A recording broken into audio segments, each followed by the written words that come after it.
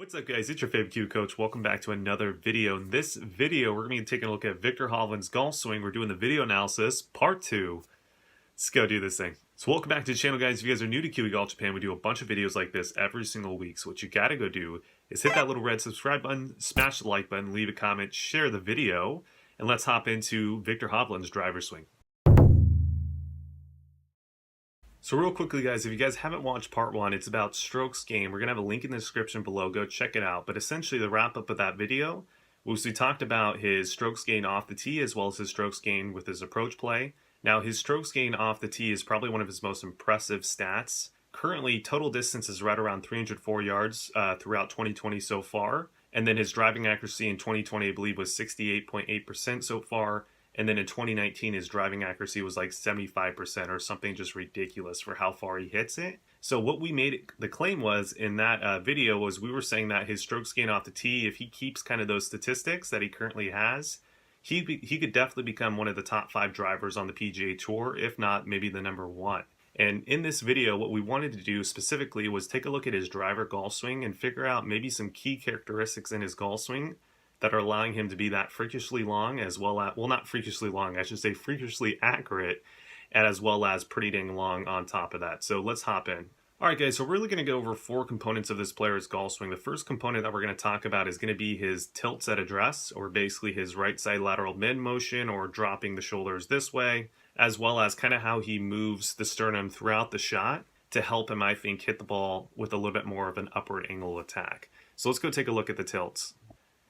So if we draw this angle at setup, we can see he's right around 168 degrees, right? So he has about 12 degrees of tilt to set up. Now from this position, as he starts taking it back, we can see that he has a little bit of a lateral movement off the golf ball and he kind of loses a little bit of the tilt.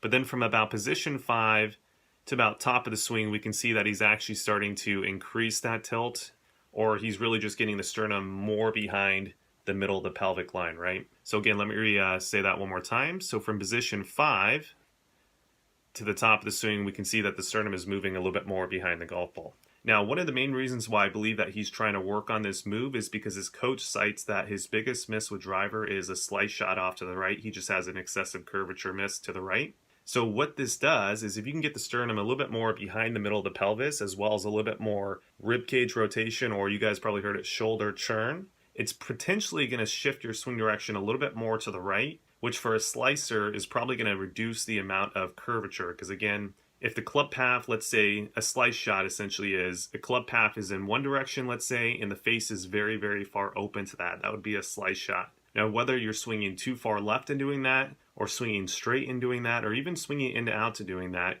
you can still hit a really big slice if that relationship is the way that we just described it. So for Viktor, I think the way that he does it is he tends to swing a little bit too far left with the open face and gets that slice shot. So his coach is working on a motion to where he gets a little bit more rib cage rotation, which then again, I think allows him to not swing as far left, which hopefully neutralizes out some of that fade. Now, one of the next most important components of his golf swing, I think, is going to be his transition move.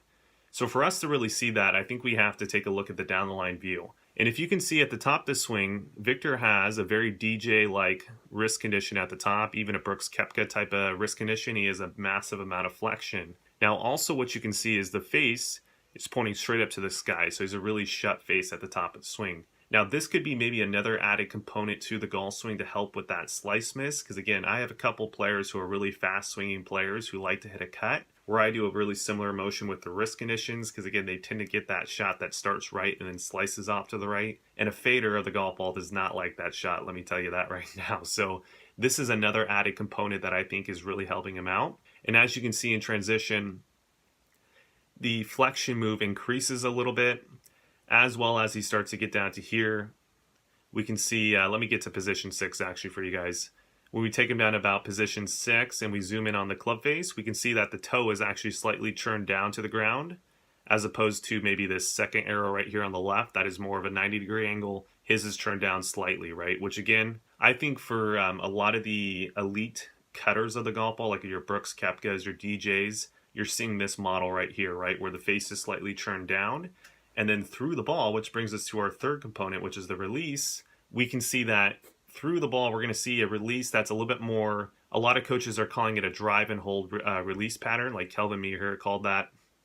That just means that through the shot, the toe, imagine this is the face right now, the toe of the club is not doing this very quickly. So when they say very quickly, it means from about impact to about right where this screen is stopped right here. You're seeing that the toe of the club, it has not turned over like this, and that it's more so turned over like this. So it's turning over relative to the arc of the swing as opposed to turning over independently of that, right? And that's kind of what they're talking about. Now we're seeing that our DJs, our Brooks Koepkas are having a really similar release to where they're not coming through and they're going this way with the wrist. So they're not really supinating a lot this way, but more so through the golf ball. They're actually going kind of a little bit more this way with the right hand under. And almost if anything, feeling like they're opening up the club face through the shot. And again, I think a lot of that has to do with the component of the top of the swing when they get into that flex position. And let me show you that one more time. So when they get into that lead wrist flex, that face signal pointing up towards the sky, what they're doing here is now through this position here, you're not going to see a whole lot of toe turning over very quickly. And you're going to see obviously them trying to hold off that shot. And it's more so of a drive and hold little pull fade cut, which I think is, for the faster swinging players, maybe a better shot for a lot of you guys out there, because I tend to see that the players who have more control with their drivers that swing fast tend to have a little bit more of that model. Maybe Rory McIlroy would be the exception, obviously.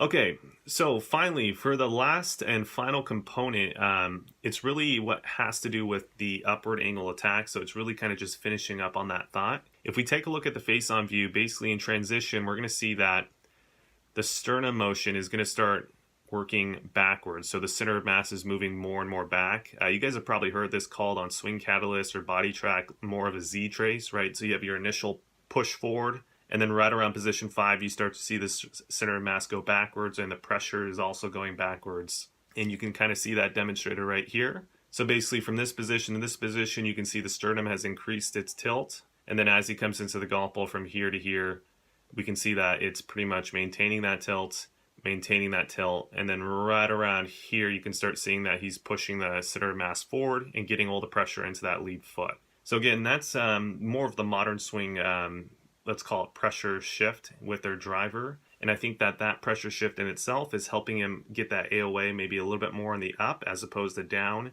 And then also with the added benefit of the pivot that he has, getting that rib cage more rotated, and then matching it with the wrist conditions and all this together is giving him, I think, a really, really elite level driver swing, which is giving him kind of a low spinning little fade shot that's launching relatively high, giving him a proper amount of distance, as well as with that release pattern that's pretty stable.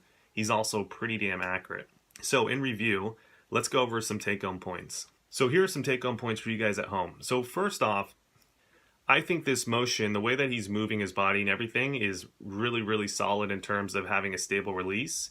But I think for a lot of you guys at home, getting the amount of right side lateral bends with rotations that he's doing is probably not as good for your discs in your spine. It's probably going to potentially, especially depending on how mobile you are, you could possibly herniate a disc or kind of get a bulging disc. And we wouldn't recommend it for the average golfer out there, especially if you guys aren't stretching every day and you guys aren't necessarily athletic. I would highly recommend going to maybe a golf instructor in your local area and maybe asking them that question at first, or at least going to a physical trainer or something like that. Now, for you younger golfers out there who are trying to play on the PGA Tour, or you guys want to hit it further and you want to be a little bit more accurate, this is definitely a model of swing I could see you guys working yourselves into, especially as you get older and you start getting into kind of your like 16-year-old to about 24-year-old range. This is probably a good time when you guys can actually benefit from using a swing like this, because again, your bodies are still mobile.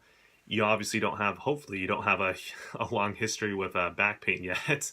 That would be bad if you already do. But this would be, I think, a swing that you could probably do for about 5 to 10 years until you started getting a little bit older. Then you'd have to work your way out of it, kind of like Tiger Woods did. But yeah, hopefully you guys enjoyed this video. I think Viktor Hovland has the potential, and I mean, there's really, I think that he's going to be one of the best drivers on the PGA Tour within the next like 5 to 10 years. You're going to see him just dominating that stat, because I mean, 75% of fairways, 304 yards, even if he gets a little bit longer too and maintains that, I mean, wow, just crazy stuff, guys. So anyways, hopefully you guys enjoyed. Make sure to like, comment, subscribe, share, all that good stuff, and I'll see you guys again next video.